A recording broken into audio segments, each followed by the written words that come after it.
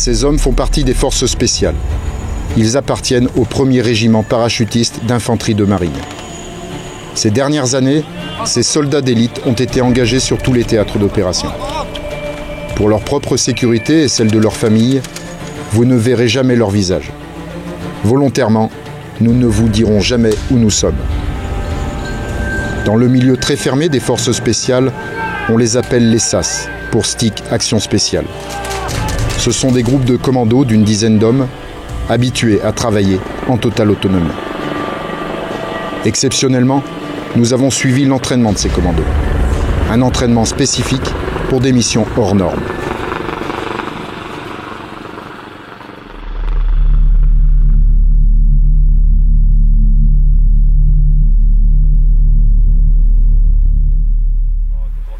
Ce matin, les équipes d'Erwan viennent de recevoir une nouvelle mission. C'est un combat mis en place par l'OS, donc un largage en parachute sur une zone qui est à 2 km de l'objectif. Donc de là, il faut qu'on s'infiltre à pied. Infiltration à pied, après une petite phase de rance et après l'action dans la récupération du HVT. Donc là, ce qu'on essaie de déterminer, c'est voilà, les horaires à laquelle on va être largué. Et afin de déterminer notre infiltration pédestre. Chaque opération se prépare. Carte aérienne, renseignements via des agents infiltrés, images satellitaires, tous les moyens sont mis à leur disposition. Le stick est au complet, pas de place au hasard, toutes les hypothèses sont envisagées. On travaille sur des modes d'action qui ne sont pas préétablis, mais bien, on recherche bien à chaque fois la surprise et la fulgurance de l'action. Donc tout le monde réfléchit, ça nous permet d'établir à chaque fois des modes d'action différents et donc d'empêcher l'ennemi d'anticiper ce que l'on peut faire. Prenez 20-30 minutes là, vous montez votre petite opération dans votre tête, d'accord. Les points particuliers, vous ne faites pas de nœud au cerveau vis-à-vis du château, d'accord, parce que les bâtiments n'auront pas le droit de faire l'index dedans.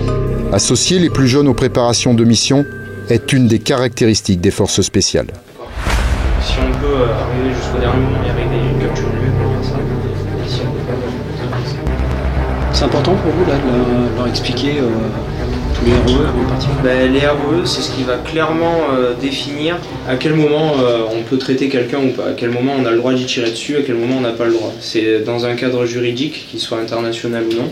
Et donc c'est vraiment important que toutes les personnes du groupe puissent savoir à quel moment il a le droit et il doit appuyer sur la détente ou pas. On a prévu 20 minutes de vol, après une réarticulation. Nous sommes au centre des opérations. Erwan présente le déroulé de sa mission. Tout est passé au crible. Les instructeurs sont intransigeants. Lancez votre action via ce fameux contact.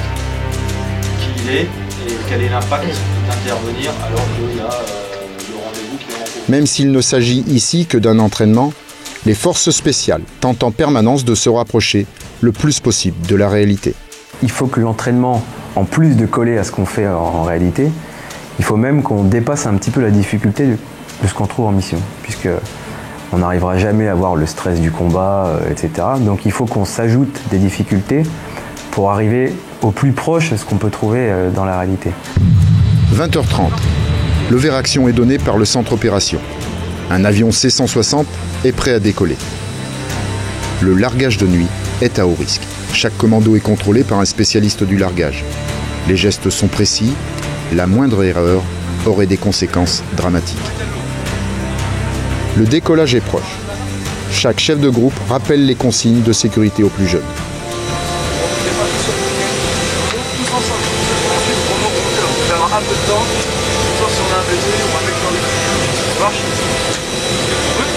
21h, le C-160 Transal de l'armée de l'air décolle.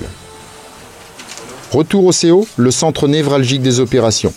Il est en permanence en liaison avec les équipes. Toutes les décisions se prennent ici. À tout moment, l'opération peut être annulée. S'ils n'arrivent pas sur objectif à l'heure prévue, il va falloir reporter l'action sur objectif et ça peut complètement pétarder la manip. 21h30, l'avion se présente au-dessus de la zone de largage. En quelques secondes, 20 commandos sont parachutés. Immédiatement au sol, les commandos doivent se regrouper. Toute lumière est à prostrer. Du côté gauche de la route et le mien du côté droit, comme ça on perd pas de temps à la réarticulation. Donc c'est quoi la mission pour vous maintenant ? Donc pour nous, la mission maintenant, ça va être de traverser par la rivière qui est juste derrière nous. À partir de là, on va faire une infiltration sur 3 km pour capturer une HVT. Ok, on récupère les sas là. Ouais, on va se mettre devant. Il y a notre sas, ça se fait à droite. Équipés de jumelles à vision nocturne, ces sas voient comme en plein jour. Max de Ben, contrôle. Nos commandos disposent aussi d'une caméra thermique. Grâce à cette caméra, ils peuvent détecter toute source de chaleur à plus d'une centaine de mètres.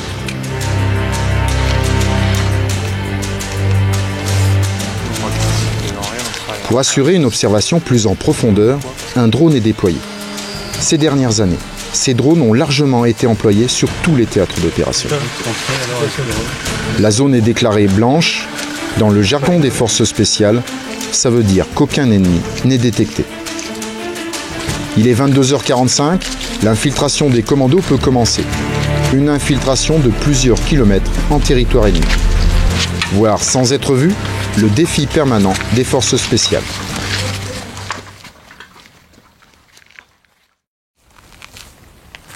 Une heure du matin, nous sommes sur le site de l'opération, quand soudain, les SAS passent à l'action.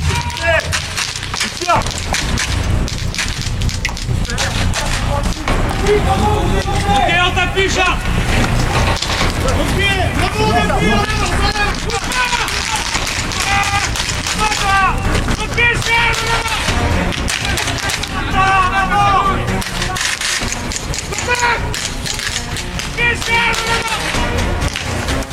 En moins de 2 minutes, les terroristes sont neutralisés. en face, c'est que rien. Il y a un méchant traité en face, Charles. Ben Kazar. Oui. Ok, vous appuyez. Commence alors une fouille minutieuse de la zone. Ok, Charles. Chaque terroriste est contrôlé. Charles. Oui. Sur le méchant checké, là, j'ai retrouvé une radio. Rien d'autre. Ok, tu laisses ça au niveau du plot là-bas. Ouais. Mets en place un dispositif 360, t'as bien une place qui est pour le nord. Ok. Prise d'empreintes, échantillon ADN, photographie, toute cette procédure d'identification est essentielle. Recueil de preuves oblige. Dans les conflits actuels, chaque terroriste potentiel doit être identifié. Le recoupement des informations sur le terrain peut parfois permettre d'identifier une menace et remonter une filière sur notre territoire national. Pour les plus jeunes, c'est le moment de répéter ces gestes. Numéro 1. Ensuite, tu prends sa photo de face et ses deux profils à 90 degrés, d'accord? Ton doigt ne doit pas apparaître sur la photo où on le voit lui. C'est juste pour nous renseigner pour faire les photos, c'est bon? 30 minutes. C'est le temps dont disposent les commandos pour quitter la zone après le premier coup de feu. Une véritable course contre la montre. Un travail d'investigation où le temps est l'ennemi. Je te fais un coup de main. Charles. Oui. Je suis avec Kazar pour le BDA et tout le reste, ok? Recherche de renseignements complémentaires. Le maître mot, récupérer le maximum d'informations. Il est 1h30. La mission est terminée, les commandos quittent la zone. En quelques heures, ils nous ont fait toucher du doigt leur quotidien. Un quotidien qui ne laisse aucune place au hasard.